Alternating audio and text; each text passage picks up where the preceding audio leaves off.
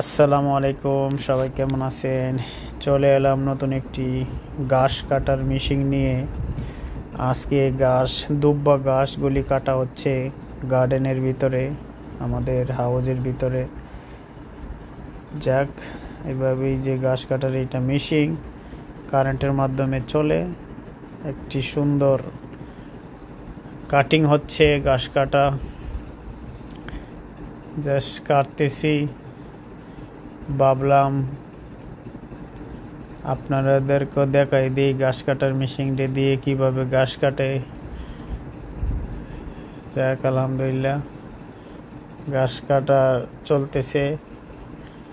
আজকে শুক্রবার, ছুটির দিন। বসে বসে এই অবস্থা, ঘাস কেটে আপনার পরিষ্কার করা হচ্ছে।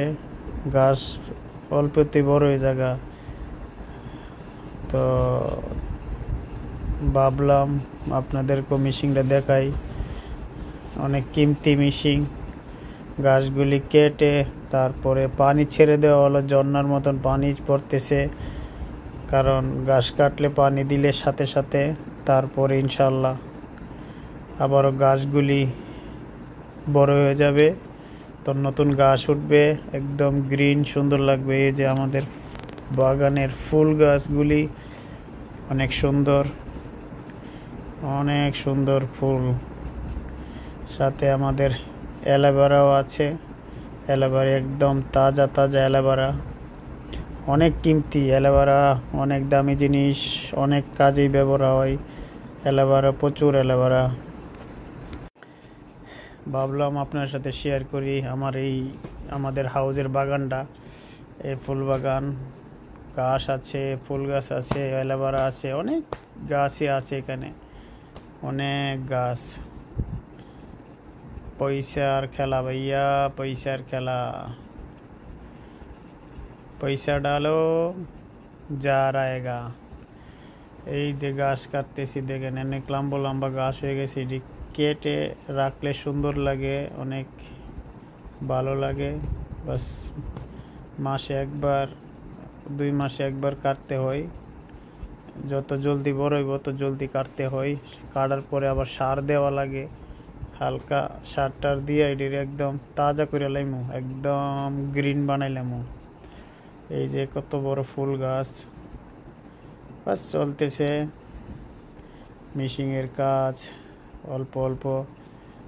আমার সেই লেবু গাছটি এখনও মাশাআল্লাহ অনেক লেবু আছে গাছে, লেবু ভরপুর লেবু।